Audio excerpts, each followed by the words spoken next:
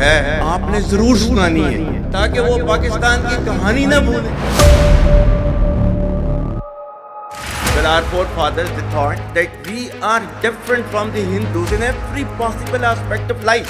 Our religion is different, our customs are different, our traditions are different, our thoughts are different, our ambitions are different. That was the foundation of the two-nation theory that was laid there. The two nations. We are not one nation. Pakistan ने अपने इतिहास से कुछ नहीं सीखा। If 1.3 million Indian army with all their wherewithal, if they cannot intimidate us and they cannot coerce us, these terrorists can subdue the armed forces of Pakistan. जरा सोचिए, किसी मुल्क में सेना के सर्वोच्च पद पर बैठा व्यक्ति अगर किसी धार्मिक नेता की तरह तकरीरें पेश करेगा तो कैसा लगेगा? जाहिर है बेहद अटपटा लगेगा। और ऐसा करने वाला कोई और नहीं बल्कि हमारा पड़ोसी मुल्क पाकिस्तान है। जनरल असीम मुनीर जो पाकिस्तान के आर्मी चीफ हैं, लेकिन बातें ऐसी कर रहे हैं मानो किसी मस्जिद में कोई मौलाना तकरीर पेश कर रहा हो। अरे आप आर्मी चीफ हैं, थोड़ा तो अपने पद और कद के हिसाब से बात करते। लेकिन नहीं, उनका तो पूरा जोर इस बात पर रहा कि हिंदुओं और मुसलमानों के लिए दो अलग अलग मुल्कों की जरूरत क्यों है, क्यों मुसलमान हिंदुओं से बिल्कुल अलग है। टू नेशन थ्योरी की जरूरत और अहमियत मुनीर साहब इसलिए समझा रहे थे क्योंकि पाकिस्तान को अपने पैरों के नीचे से जमीन हिलती हुई दिख रही है। पाकिस्तान को डर है कि बलूचिस्तान के साथ साथ पीओके भी हाथ से निकल जाएगा, इसलिए उनकी पूरी जमात मुल्क को धर्म का डर दिखाकर साथ रखना चाहती है। आज हम भारत की बात में आपको दिखाएंगे कि आखिर मौलाना मुनीर के धार्मिक संदेश के पीछे असली वजह क्या है। पाकिस्तान के आर्मी चीफ असीम मुनीर की ये दलील सुनिए। So it's not a question of when will Pakistan rise. It is no more a question. Pakistan has already started rising.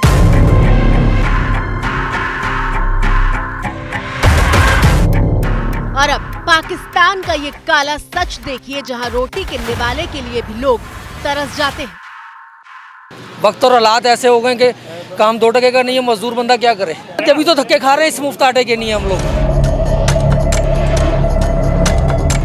वाह रे आर्मी चीफ, आपके मुल्क का सच तो पूरी दुनिया जानती है, लेकिन अपनी ही महफिल में अपनी ही वाहवाही लूटने का बड़ा सस्ता तरीका ढूंढा है आपने। We are two nations. We are not one nation. So because of that, our forefathers, they struggled, mounted that incessant struggle to create this country. And we have sacrificed a lot for the creation of this country. And we know how to defend it. असीम मुनीर के तन पर पाकिस्तानी सेना की वर्दी थी, लेकिन उनकी जुबान से निकलने वाला एक एक शब्द किसी मौलाना के जैसा था। आज तक इंसानियत की तारीख में सिर्फ 2 रियासतें हैं जो कलमे की बुनियाद पर बनी हैं। पहली जो थी उसका नाम है रियासत तैयबा, क्योंकि तैयबा जो है वो नबी करीम सल्लल्लाहु अलैहि वसल्लम ने उसको नाम दिया था। और जबकि कुरान में उसका नाम है यसरब, या अहले यसरिबा ला मुकाम लकुम फरजिउ, ये कुरान में नाम है उसका, जो आज जिसको मदीना अल मुनव्वरा कहा जाता है। और दूसरी रियासत जो है वो उसके 1300 साल के बाद अल्लाह ताला ने ये आपकी बनाई है, कलमे की बुनियाद के ऊपर। पाकिस्तान के आर्मी चीफ मंच पर पहुंचकर मौलाना मुनीर आखिर क्यों बन गए, वो समझिए। बुधवार को इस्लामाबाद में ओवरसीज पाकिस्तानी कन्वेंशन 2025 का आयोजन किया गया था, जहां दुनिया के कोने कोने में रहने वाले पाकिस्तानियों से लेकर प्रधानमंत्री शहबाज शरीफ तक मौजूद थे।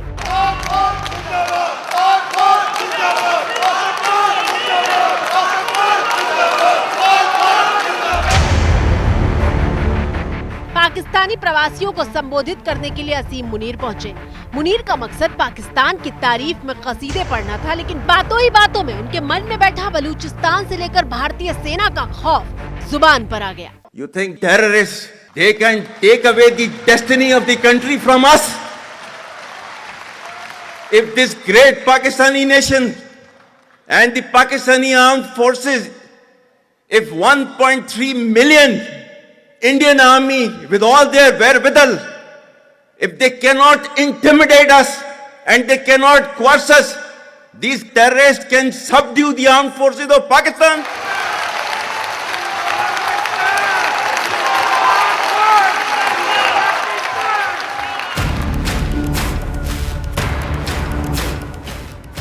असीम मुनीर किस गफलत में हैं आप? सेना के बल पर ही पीओके को छीनना होता तो कब का छीन चुके होते। इंतजार तो सही तरीके और बस सही वक्त का है। अभी भी समय है। आप पाक अधिकृत कश्मीर जो भारत का है उसको या तो चुपचाप सौंप दीजिए, नहीं तो समय पे कैसे लेना है। एक अंतर्राष्ट्रीय कानून है, उसमें सब कुछ हम रख रहे हैं और हमारी जमीन पाक ऑक्युपाइड कश्मीर हम ले करके रहेंगे। पाकिस्तान का जनरल आसिफ मुनीर थर थर कांप रहा है। भारत की सेना, भारत की पैरामिलिट्री फोर्स से वो डर रहा है और अब पाकिस्तान संभल नहीं रहा है, बलूचिस्तान संभल नहीं रहा, तो वो 2 नेशन थ्योरी को याद दिला रहा है। भारत के अंदर सीखना चाहिए पाकिस्तानियों को कि हिंदू और मुसलमान सबका साथ, सबका विकास, सबके विश्वास, सर्वधर्म समभाव के साथ रहते हैं। पाकिस्तान उस दिन से खौफ में है जिस दिन देश के गृह मंत्री अमित शाह ने पीओके को लेकर संसद में ये बयान दिया था। इसलिए एग्रेसिव हूँ कि जम्मू एंड कश्मीर के पीएको को आप भारत का हिस्सा नहीं मानते हो क्या? एग्रेसिव ना हो, जान दे देंगे इसके लिए। क्या बात कर रहे हो आप? एग्रेसिव होने की क्या बात कर रहे हो? जान दे देंगे इसके लिए।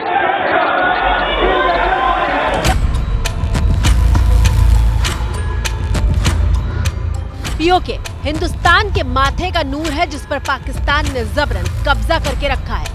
एक न एक दिन पीओके की जमीन पर तिरंगा जरूर लहराएगा। I think the part we are waiting for is the return of the stolen part of Kashmir, which is on the under illegal Pakistani occupation. When that's done, I assure you, Kashmir solved.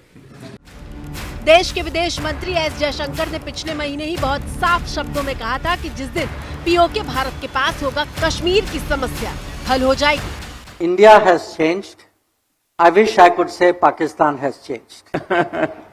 They unfortunately are in many ways continuing the bad habits. They are continuing a very negative way of approaching India.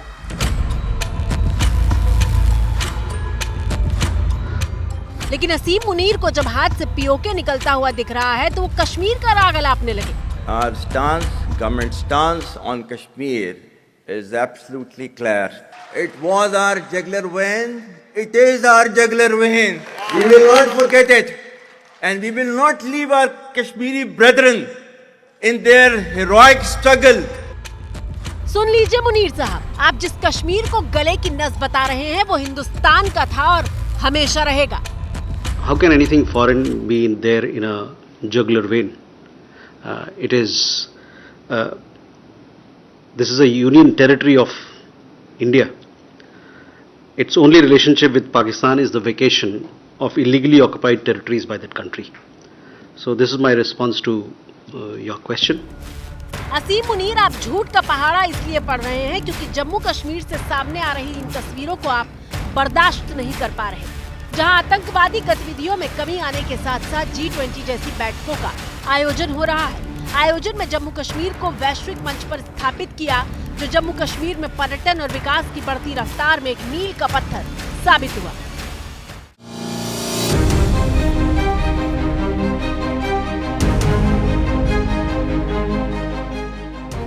सड़कों का निर्माण हो रहा है, 7 नए सरकारी medical college शुरू किए गए हैं, बिजली, स्वास्थ्य, कृषि और पर्यटन से जुड़ी 32 परियोजनाएं पूरी हो चुकी हैं और चिनाब नदी पर बना दुनिया का सबसे ऊंचा रेल पुल बता रहा है कि वाकई ये नया जम्मू कश्मीर है।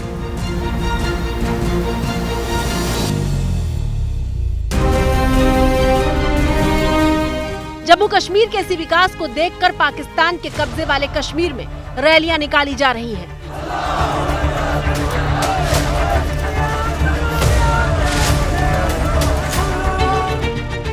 पीओके में बार बार पाकिस्तान के खिलाफ हो रहे प्रदर्शन को देखकर आर्मी चीफ असीम मुनीर बौखलाए हुए हैं और इसीलिए सेना की यूनिफॉर्म पहनने के बावजूद जनरल मुनीर एक मौलाना की तरह तकरीर पढ़ रहे हैं, क्योंकि पाकिस्तानी सेना के टैंकों में न तो उन्हें चलाने के लिए तेल है और न ही मुनीर को अपनी फौज पर भरोसा।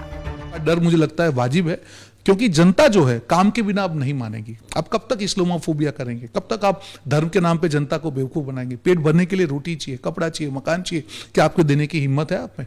पूरे पाकिस्तान में आप तो सिर्फ पीओ की बात कर रहे हैं, बलूचिस्तान देखिए, सिंध देखिए, हर जगह पे पाकिस्तान आर्मी के ऊपर जिस प्रकार से जनता का आक्रोश है कि कहीं ना कहीं आवाज कुचलने की जो उनकी प्रक्रिया रही है, तो मुझे लगता है कि पाकिस्तान की जनता भी समझ चुकी है कि अब उनकी बेहतरी उनके साथ में नहीं है। तो मुझे लगता है कि तो शुरुआत है। एक आर्मी चीफ को इस माफ़ी की बात करना जो है शोभा नहीं देता। उनके देश का मोरल और मोटिवेशन बिल्कुल गिरा हुआ है। बजाय उनके मोरल और मोटिवेशन को उठाने के बदले वो इस माफ़ी का भाषण दे रहे हैं, जिससे उनकी मानसिकता और डूब जाएगी, उनकी निराशा और हो जाएगी और उनमें किसी प्रकार का कोई होप नजर नहीं आएगा। दरअसल पाकिस्तान आर्मी चीफ असीम मुनीर का बयान ऐसे वक्त में आया है जब पाकिस्तान कई मोर्चों पर मुसीबतों से गुजर रहा है। पैसे की भयानक तंगी से लेकर राजनीतिक उथल-पुथल और बलूचिस्तान में विद्रोह। पाकिस्तान की आवाम सोच रही है कि मुसीबतों से निपटने का रोड मैप बताने की बजाय उनकी सेना का मुखिया पाकिस्तान बनने की कहानी क्यों दोहरा रहा है। दरअसल मुनीर दहाड़ कितनी भी जोर से रहे हो, सच्चाई ये है कि वो अंदर से बेहद डरे हुए हैं। मुनीर का बयान इशारा कर रहा है कि वो भारत से डरे हुए हैं, क्योंकि अब पाकिस्तान की आवाम भी खुलकर हिंदुस्तान की तारीफ में कसीदे पढ़ती है। मुनीर खान को मजहबी उन्माद अब आखिरी हथियार दिखाई दे रहा है।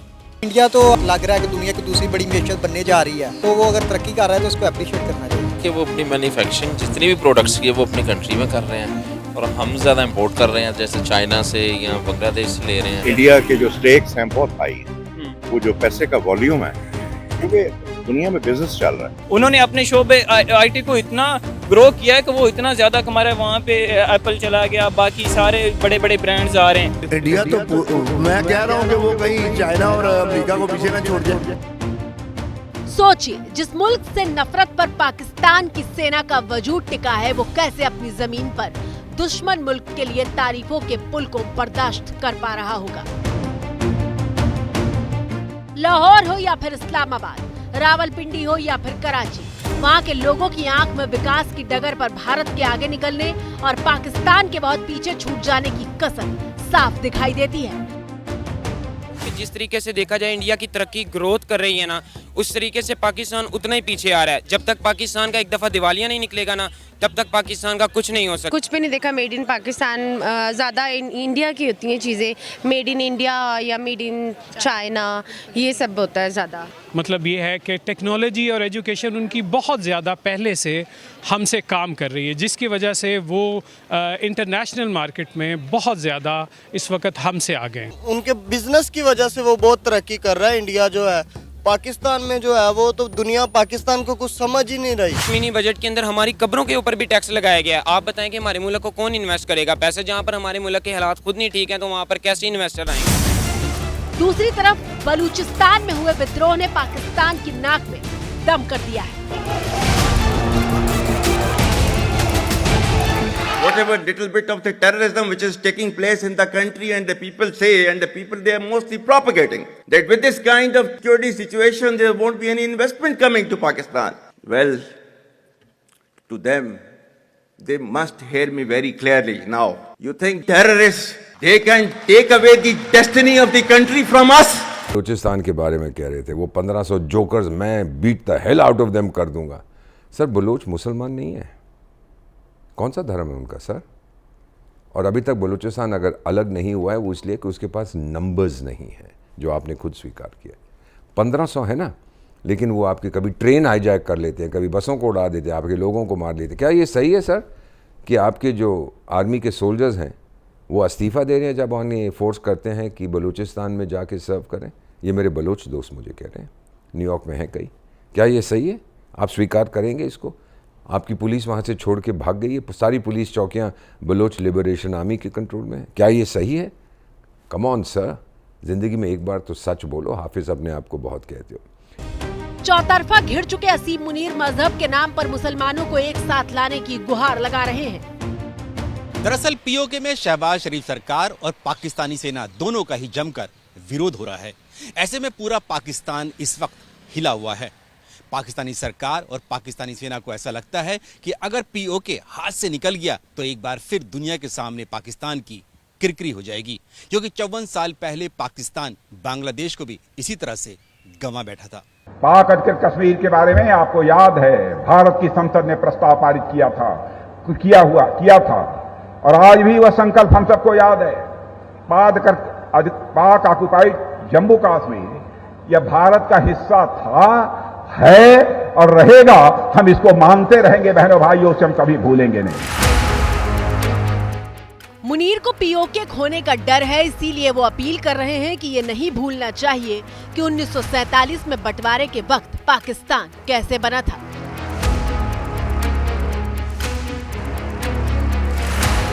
उन्नीस सौ 1947 में भारत का बंटवारा पाकिस्तान के जनक माने जाने वाले मोहम्मद अली जिन्ना की 2 नेशन थ्योरी यानी हिंदुओं के लिए भारत और मुसलमानों के लिए पाकिस्तान वाले सिद्धांत की तर्ज पर हुआ था।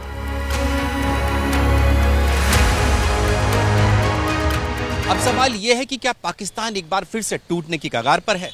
ये सवाल इसलिए क्योंकि जिस तरह से पाकिस्तानी सेना प्रमुख जनरल असीम मुनीर ने भारत, कश्मीर और हिंदुओं को लेकर मजहबी उन्माद से भरा भाषण दिया है, ठीक वैसा ही एक भाषण 1971 में पूर्वी पाकिस्तान के बांग्लादेश बनने से पहले तत्कालीन सेना प्रमुख याया खान ने भी दिया था। I do not believe that people of East Pakistan want to separate from West Pakistan. They are the majority people of Pakistan.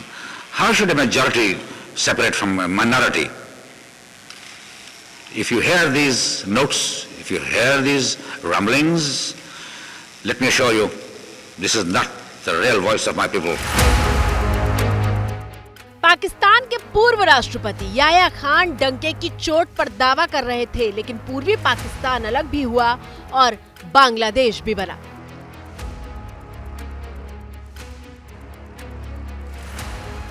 एक बार फिर पाकिस्तान कई टुकड़े होने की कगार पर खड़ा है। बलूचिस्तान के साथ साथ खैबर पख्तूनख्वा में भी आजादी की जंग चल रही है। वहाँ तहरीके तालिबान पाकिस्तान सेना के जवानों को चुन चुन कर मार रही है। सिंध प्रांत के लोग भी अपने लिए अलग देश की मांग कर रहे हैं और असीम मुनीर दावा कर रहे हैं कि बलूचिस्तान तो उनके माथे का झूमर है जिसे कोई छीन नहीं पाएगा। और बलूचिस्तान जो है, जो कि पाकिस्तान की डेस्टिनी है, ठीक है, जो कि पाकिस्तान के माथे का झूमर है, तुम 1500 बंदे कहोगे कि जी हम इसको ले जाएंगे, तुम्हारी अगली 10 नस्लें भी नहीं लेके जा सकती। इंशाल्लाह you will see that we will beat the hell of these terrorists very soon.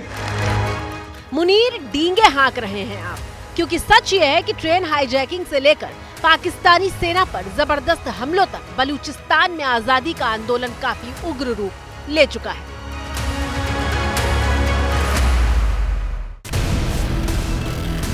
ऐसा लगता है कि पाकिस्तान की सेना ने जनता को मूर्ख बनाने का कोई स्पेशल कोर्स कर रखा है। इसीलिए देखिए, पीढ़ियां गुजर गईं, दशकों गुजर गए, लेकिन पाकिस्तानी सेना के मुखिया एक ही तरह की बात करते हैं, एक ही तरह की भाषा बोलते हैं। कहते हैं वक्त के साथ अगर आदमी अपनी सोच नहीं बदलता तो वो पिछड़ जाता है। ठीक ऐसा ही कुछ पाकिस्तान के साथ भी हुआ है। मजहब और आतंकवाद के चंगुल में पाकिस्तान ऐसा जकड़ा कि महंगाई, बेरोजगारी और भुखमरी ने नाकाम देश बना दिया। नहीं होता। चीफ साहब, आपको एक चीज बताऊं, जब मेरा निर्माण हुआ था भारत में 1951, हमारे पास 500 कॉलेज और यूनिवर्सिटी थे, आज मेरे पास 60,000 हैं। सुना आपने? और प्रतिदिन हम 2 कॉलेज खोलते हैं, प्रति महीना हम 3 विश्वविद्यालय खोलते हैं। आतंकवाद की फसल तैयार करने वाले पाकिस्तान का हाल ये है कि ग्लोबल टेररिज्म इंडेक्स में वो दुनिया का दूसरा ऐसा देश है जहां सबसे ज्यादा आतंकी हमले होते हैं। आतंकवाद, हिंसा और अलगाववाद में पाकिस्तान ने सीरिया जैसे देश को भी पीछे छोड़ दिया है। फिर भी पाकिस्तान बाज नहीं आता और अपने मुल्क की जनता को मूर्ख बनाने का कोई मौका नहीं छोड़ता।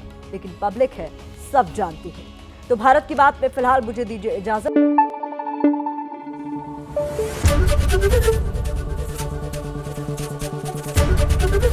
एबीपी न्यूज आपको रखे आगे।